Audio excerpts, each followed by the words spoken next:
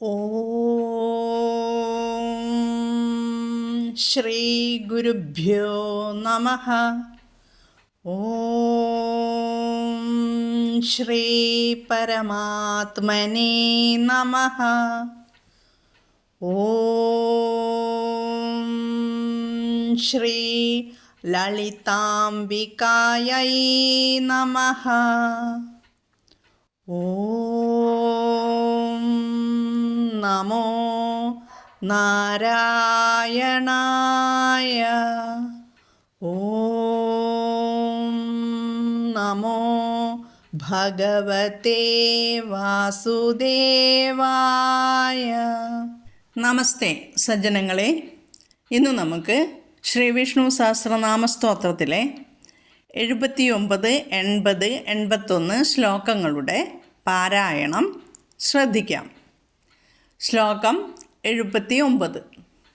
സുവർണവർണോ ഹേമാംഗോ വരാംഗശ്ചന്ദനാംഗദീ വീരഹാ വിഷമശൂന്യോ ഘൃതാശീരചലശ്ചലഃ.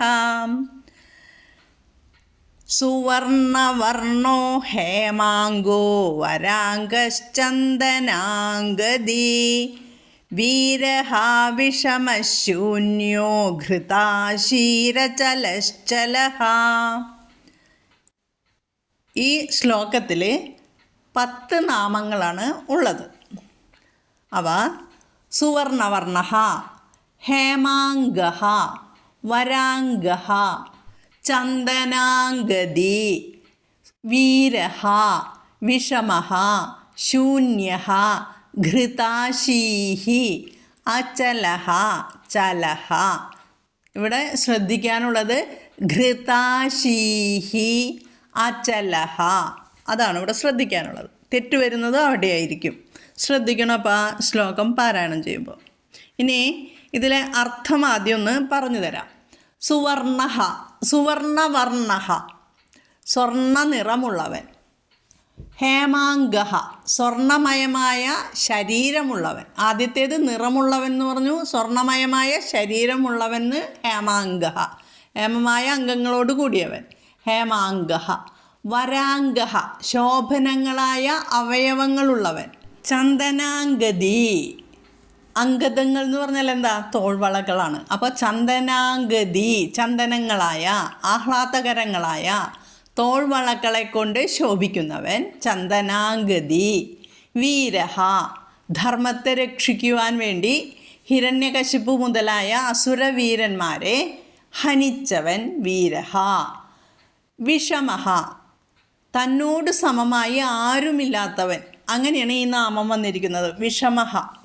ശൂന്യഹ, ശൂന്യത്തിന് എങ്ങനെ ഒരു വിശേഷവും പറയപ്പെടുന്നില്ല, അതുപോലെയുള്ളവൻ എന്നർത്ഥത്തിൽ ശൂന്യഹ. ഘൃതാശീഹി, ഭാഷ്യകാരന്മാർ പല വിധത്തിലാണ് അവരവരുടെ മനോഗതിക്ക് അനുസരിച്ചിട്ടാണ് വ്യാഖ്യാനിക്കുന്നത്. അപ്പോൾ ഘൃത എന്നാൽ പ്രകാശം വരുത്തിയ എന്നർത്ഥം, സേചനം ചെയ്യപ്പെട്ട എന്നെല്ലാമാണ് അർത്ഥം വരുന്നത്. ഇവിടെ പ്രകാശം വരുത്തിയ ആശിസ്സോടു കൂടിയവൻ എന്നർത്ഥം പറയാം. ഇനി ഘൃതം എന്നാൽ എന്താണ്? കട്ടി പിടിച്ച നെയ്യാണ്. പിന്നെ ജലം, അമൃതം, കൊഴുപ്പ് എന്നിങ്ങനെ എല്ലാ അർത്ഥങ്ങളുണ്ട്. ചിന്മയാനന്ദ സ്വാമിജിയുടെ ഭാഷ്യത്തിൽ പറയുന്നത് വെണ്ണ ഇഷ്ടപ്പെടുന്നവനാണല്ലോ ഭഗവാൻ, അതുകൊണ്ട് ഘൃതാശി എന്ന് നാമം വന്നു. ഘൃതം എന്നാൽ നെയ്യെന്ന അർത്ഥമുണ്ടല്ലോ. അപ്പോൾ വെണ്ണ, നെയ്യ്, അത് ഘൃതാശി, വെണ്ണ ഇഷ്ടപ്പെടുന്നവൻ, അങ്ങനെ പറയുന്നുണ്ട്.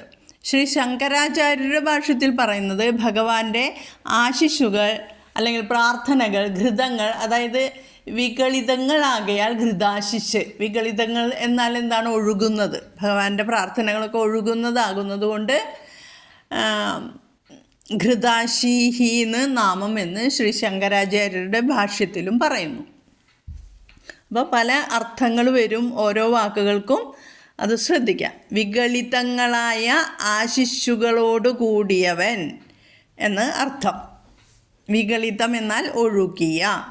അടുത്ത നാമം അചലഹ, സ്വരൂപത്തിൽ നിന്നും സാമർഥ്യത്തിൽ നിന്നും ജ്ഞാനാദിഗുണങ്ങളിൽ നിന്നും ചലിക്കുന്നവനല്ലാത്തതിനാൽ അചലൻ.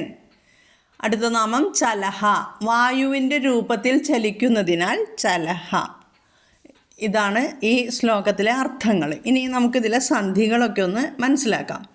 സുവർണവർണ്ണഃ ഹേമാംഗഃ, സുവർണവർണ്ണോ ഹേമാംഗഃ, ഹേമാംഗഃ വരാംഗഃ. അപ്പോൾ അവിടെയും ഉത്തസന്ധി തന്നെ, ഹേമാംഗോ വരാംഗഃ. ഇനി വരാംഗഃ ചന്ദനാംഗതി. ഇവിടെ ചന്ദനാംന്ന് അനുസ്വാരമുണ്ട്, അവിടെ നമ്മൾ ങ് എന്ന് ഉച്ചരിക്കണം. കാരണം ആ അനുസ്വാരത്തിന് ശേഷം ഗ എന്ന കവർഗത്തിലെ അക്ഷരം വന്നിരിക്കുന്നു. അതുകൊണ്ട് കവർഗത്തിലെ അനുനാസികം ങ് ചൊല്ലണം. വരാംഗ, അവിടെയും വരാംഗശ്ന്ന്, അവിടെ വിസർഗത്തിൻ്റെ സ്ഥാനത്ത് നമ്മൾ ശ്ലോകപാരായണ സമയത്ത് എന്ത് വേണം? വിസർഗം കഴിഞ്ഞിട്ട് ച എന്ന് വന്നതുകൊണ്ട് വിസർഗസ്ഥാനത്ത് ഷ എന്ന് നമ്മൾ ഉച്ചരിക്കുന്നു, കൂട്ടിച്ചേർക്കുന്നു. വരാംഗശ്ചന്ദനാംഗതി, ശ്രദ്ധിക്കണം അത് ചൊല്ലുമ്പോൾ കേട്ടോ. ഹേമാംഗോ, അവിടെയും ങ വരും, അനുസ്വാര നിയമം. ഹേമാംഗോ, അനുസ്വാരത്തിന് ശേഷം കവർഗത്തിലെ ഗ എന്ന അക്ഷരം വന്നതുകൊണ്ട് കവർഗം വന്നാൽ അവിടെ ങ ചൊല്ലണം. മൂന്നോടത്ത് ഈ ശ്ലോകത്തിൽ വരുന്നുണ്ട്. ഹേമാംഗോ വരാംഗോ ചന്ദനാംഗതി, അവിടെ ഷ എന്ന് കൂട്ടിച്ചേർക്കുന്നു. അപ്പോൾ സുവർണവർണ്ണോ ഹേമാംഗോ വരാംഗശ്ചന്ദനാംഗതി, സുവർണവർണ്ണോ ഹേമാംഗോ വരാംഗശ്ചന്ദനാംഗതി. എല്ലാം ഗ മൃദുവാണ് കേട്ടോ. അടുത്തത് വീരഹ വിഷമശൂന്യോ ഘൃതാശീരചലശ്ചലഹ. വീരഹ വിഷമില്ല, വിഷമഹ, അവിടെ എന്താണ്? വിഷമഹ കഴിഞ്ഞിട്ട് ശൂന്യഹ എന്ന് വന്നതുകൊണ്ട്, ഷ വന്നതുകൊണ്ട്, വിസർഗം കഴിഞ്ഞിട്ട് ഷ വന്നാൽ ശ്ലോകപാരായണ സമയത്ത് ഷ എന്ന് ഉച്ചരിക്കുക വിസർഗസ്ഥാനത്ത്. അപ്പോൾ വിഷമശൂന്യോ. അടുത്തത് ഘൃതാശി എന്നൊരു വാക്കാണ്. ഘൃതാശി അചലഹ. അപ്പോൾ അവിടെ രേഭം വന്നു. വിസർഗത്തിന് മുന്നേ ഇകാരകവും വിസർഗശേഷം അകാരവും സ്വരാക്ഷരവും വന്നതുകൊണ്ട് അവിടെ രേഭം എർ വന്നു. എർ പ്ലസ് അചലഹാലെ ആ രചല. അപ്പോൾ ശ്രദ്ധിക്കണത് ചൊല്ലുമ്പോൾ ഘൃത താ പറയണം, ഘൃ ഘോഷമാണ്. ഘൃതാശീരചലശ്ചലഹ, അചലശ്ചലഹ എന്ന് വരണം. അചലഹ ചലഹ, വിസർഗം കഴിഞ്ഞിട്ട് ച വന്നതുകൊണ്ട് ഷ കൂട്ടിച്ചേർക്കുന്നു. അതാണ് അവിടെ അചലശ്ചലഹ എന്ന് പറയുന്നത്. അചലശ്ചലഹ. ഘൃതാശീരചലശ്ചലഹ വീരഹ വിഷമശൂന്യോ ഘൃതാശീരചലശ്ചലഹ. മനസ്സിലായല്ലോ? സുവർണവർണ്ണോ ഹേമാംഗോ വരാംഗശ്ചന്ദനാംഗതി, വീരഹ വിഷമശൂന്യോ ഘൃതാശീരചലശ്ചലഹ. സുവർണവർണ്ണോ ഹേമാംഗോ വരാംഗശ്ചന്ദനാംഗതി, വീരഹ വിഷമശൂന്യോ ഘൃതാശീരചലശ്ചലഹ. ഇനി നമുക്ക് 80ാമത്തെ ശ്ലോകം പഠിക്കാം. ശ്ലോകം 80. അമാനി മാനദോ മാന്യോ ലോകസ്വാമി ത്രിലോകധൃക്, സുമേധാമേധജോ ധന്യ സത്യമേധാധരാധരഃ. എളുപ്പമാണ്. അമാനി മാനദോ മാന്യോ ലോകസ്വാമി ത്രിലോകധൃക്, സുമേധാമേധജോ ധന്യ സത്യമേധാധരാധരഃ. 10 നാമങ്ങൾ തന്നെയാണ് ഈ ശ്ലോകത്തിലും ഉള്ളത്. അമാനി, മാനദഃ മാന്യഃ, ലോകസ്വാമി, ത്രിലോകധൃക്, സുമേധാഹ വിസർഗമുണ്ട് കേട്ടോ, മേധജഃ, ധന്യഃ, സത്യമേധാഹ, ധരാധരഃ. ശ്ലോകത്തിൽ വിസർഗം എഴുതിയിട്ടുണ്ടാവില്ല, പക്ഷെ വിസർഗമുണ്ട്. അത് ലോപിക്കുന്നതാണ് അവിടെ. അപ്പോൾ ഇവിടെ ആദ്യം അർത്ഥമൊന്ന് പറഞ്ഞു തരാം. അമാനി, ശുദ്ധജ്ഞാനസ്വരൂപനാണ് ഭഗവാൻ അല്ലേ. അതുകൊണ്ട് അനാത്മവസ്തുക്കളിൽ ആത്മാഭിമാനമില്ലാത്തവനാണ്. അതുകൊണ്ടാണ് അമാനി എന്ന് പറയുന്നത്. അടുത്ത വാക്ക് മാനദഹ. ഭക്തന്മാർക്ക് സത്കാരവും മാനവും കൊടുക്കുന്നു. പല പല അർത്ഥങ്ങളും പറയുന്നുണ്ട്. നമുക്കിപ്പോൾ ഏറ്റവും എളുപ്പമുള്ളത് നമുക്ക് പറയാം. ഭക്തന്മാർക്ക് സത്കാരവും മാനവും കൊടുക്കുന്നവൻ. മാന്യഹ, സർവേശ്വരനാകയാൽ എല്ലാവരാലും മാനിക്കപ്പെടുന്നവൻ.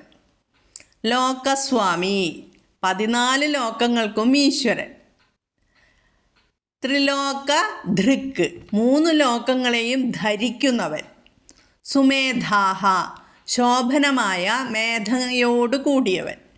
മേധജഹ, മേധത്തിൽ നിന്ന്, മേധം എന്ന് വെച്ചാൽ യാഗത്തിൽ നിന്ന് ഉത്പന്നമായവൻ. അതായത് അശ്വമേധയാഗം തുടങ്ങിയ യാഗങ്ങളിൽ സന്നിധാനം ചെയ്യുന്നവനാണ് ഭഗവാൻ. അതുകൊണ്ട് മേധജഹ. ധന്യഹ, സർവഥാ കൃതാർത്ഥനാണ് ഭഗവാൻ. അതുകൊണ്ട് ധന്യഹ. സത്യമേധാഹ, സത്യമായ മേധ ഉള്ളവൻ. സത്യമേധാഹ.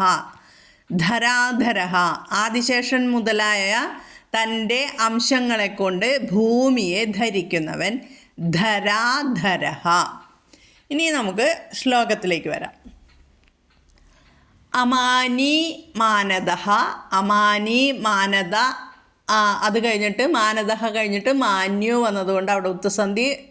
അമാനി മാനദോ മാന്യോ ലോകസ്വാമി ത്രിലോകധൃക്ക്. ഇവിടെ ഒന്നും പറഞ്ഞു തരാനില്ല. വിസർഗം എല്ലാം മുത്തസന്ധി എന്താണ് എല്ലാം ആദ്യത്തെ ക്ലാസ്സുകളിൽ ഞാൻ പഠിപ്പിച്ചിട്ടുണ്ട്.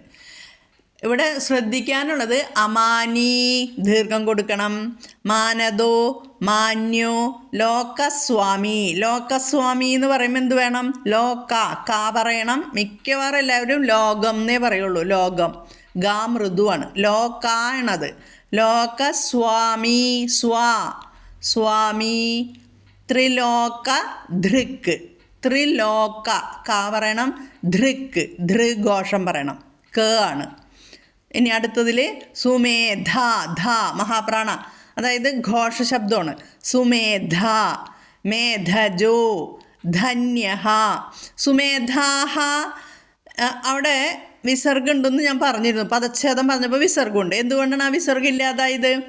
ദീർഘമായ അകാരത്തെ, അതായത് ആ ദീർഘമായ അകാരം ആ തുടർന്നു വരുന്ന വിസർഗത്തിനപ്പുറം സ്വരവോ അല്ലെങ്കിൽ മൃദുഗണത്തിൽപ്പെട്ട അക്ഷരമോ വന്നാൽ ആ വിസർഗം ഇല്ലാതാകും. അതുകൊണ്ട് ഇവിടെ രണ്ടിടത്തും സുമേധ എന്നുള്ളിടത്തും സത്യമേധ എന്നുള്ളിടത്തെയും വിസർഗം ഇല്ലാതാകുന്നു. വലിയ കാര്യമില്ല, കാരണം നമ്മുടെ പുസ്തകത്തിൽ വിസർഗം ഇല്ലാത്തതുകൊണ്ട് നമുക്കൊന്നും ചെയ്യാനില്ല. അവിടെ അതങ്ങോട്ട് ഉച്ചരിച്ച് പോയാൽ മതി. സുമേധ മേധജോ ധന്യസ്.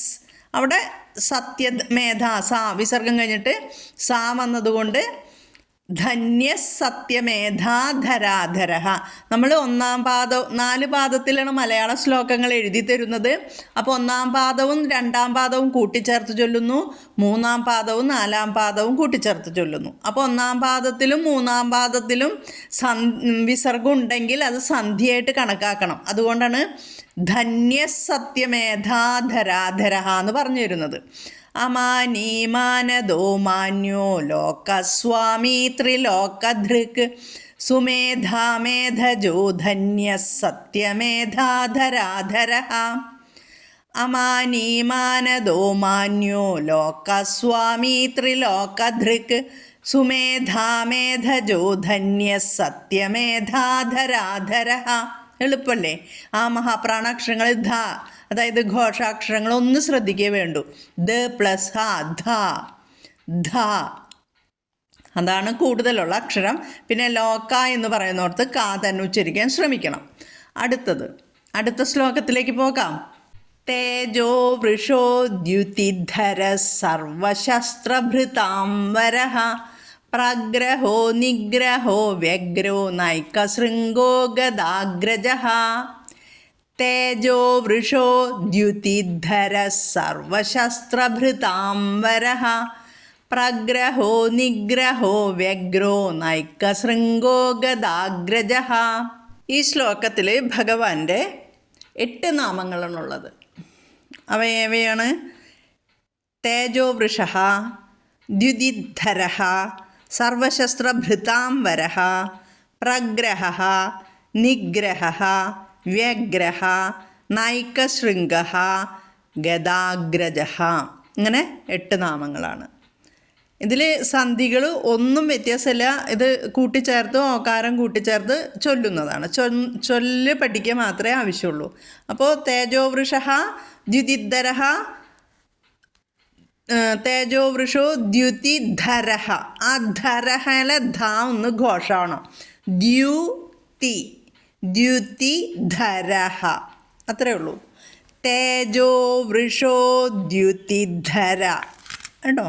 പിന്നെ സർവശസ്ത്രഭൃതാംബരഃ, അതിൽ സർവശസ്ത്രഭൃതാംബരഃ, ഭൃതാംബരഃ. അവിടെ ആ ഭൃഘോഷം നോക്കുക, ത ഖരത്തിലേക്ക് വരാം. അപ്പോൾ ഇവിടെ കൂട്ടിച്ചേർക്കുമ്പോൾ സർവ എന്ന് വന്നതുകൊണ്ട് സ വരാം. തേജോ വൃഷോ ദ്യുതിധര സർവശസ്ത്രഭൃതാംബരഃ, തേജോ വൃഷോ ദ്യുതിധര സർവശസ്ത്രഭൃതാംബരഃ. പ്രഗ്രഹോ പ്രഗ്രഹോ നിഗ്രഹോ വ്യഗ്രോ, പ്രഗ്രഹോ നിഗ്രഹോ വ്യഗ്രോ നൈക നൈക ന ആദ്യാക്ഷരം, നൈക ശൃംഗോ, നൈക ശൃംഗോ, ശൃംഗ് പറയണം.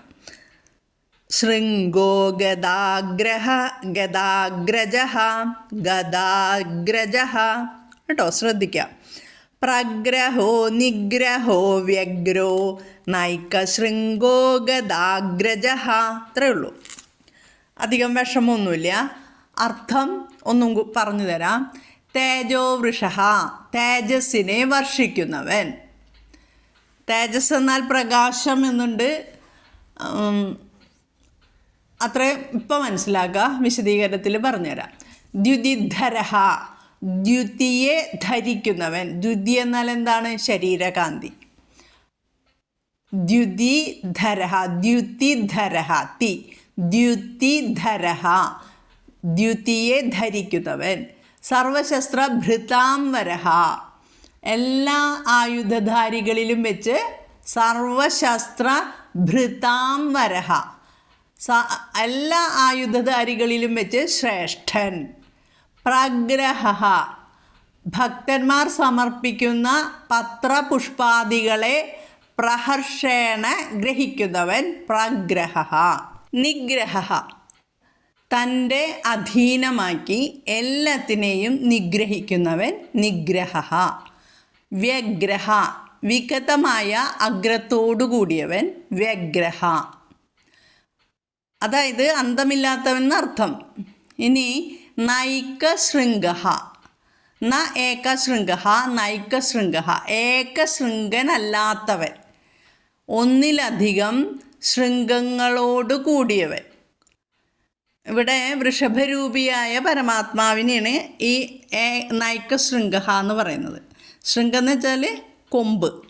അപ്പോൾ 4 കൊമ്പുകളോട് കൂടിയവൻ വൃഷഭരൂപൻ, ആ നൈകശൃംഗഃ. ഗദാഗ്രജഃ, ദേവകിയുടെ സഹോദരിയായ ദേവരക്ഷതയിൽ വസുദേവർക്കുണ്ടായ പുത്രനാണ് ഗദൻ. ആ ഗദൻ്റെ അഗ്രജൻ, ജ്യേഷ്ഠൻ, ഗദാഗ്രജഃ. അങ്ങനെയാണ് ഭഗവാൻ ആ നാമം വന്നിരിക്കുന്നത്, ഗദാഗ്രജഃ. പിന്നെ വേറൊരു അർത്ഥമുണ്ട്, മന്ത്രം കൊണ്ട് ആദ്യം പ്രകടമാകുന്നവൻ, അതാണ് ഗദാഗ്രജൻ എന്ന് പറയുന്നത്. അതിന് ഒരിത്തിരി അധികം പറഞ്ഞു തരാനുണ്ട്, അത് പിന്നീട് ഞാൻ പറഞ്ഞുതരാം. ശ്ലോകം ഒന്നും കൂടി പാരായണം ചെയ്യുന്നു. തേജോ വൃഷോ ദ്യുതിധര സർവശസ്ത്രഭൃതാംബരഃ, പ്രഗ്രഹോ നിഗ്രഹോ വ്യഗ്രോ നൈകശൃംഗോ ഗദാഗ്രജഃ. തേജോ വൃഷോ ദ്യുതിധര സർവശസ്ത്രഭൃതാംബരഃ, പ്രഗ്രഹോ നിഗ്രഹോ വ്യഗ്രോ നൈകശൃംഗോ ഗദാഗ്രജഃ. ശ്രീരാമ രാമ രാമേതി രമേ രാമേ മനോരമേ, സഹസ്രനാമ തത്തുല്യം രാമനാമവരാനനേ. ശ്രീരാമനാമവരാനന ഓം നമൈതി. ഓം ശ്രീ ഗുരുഭ്യോ നമഃ. ഹരി ഓം. ഓം തത്സത്ത്. എല്ലാവരും നല്ല അക്ഷരസ്ഫുടതയോടുകൂടി ഭഗവാന്റെ നാമങ്ങൾ ഉച്ചരിക്കുക, വിഷ്ണു സഹസ്രനാമം ചൊല്ലിപ്പഠിക്കുക. എല്ലാവർക്കും ജഗദീശ്വരൻ്റെ കൃപാകടാക്ഷം ലഭിക്കുവാൻ പ്രാർത്ഥിച്ചുകൊണ്ട് നിർത്തുന്നു. ഹരി ഓം.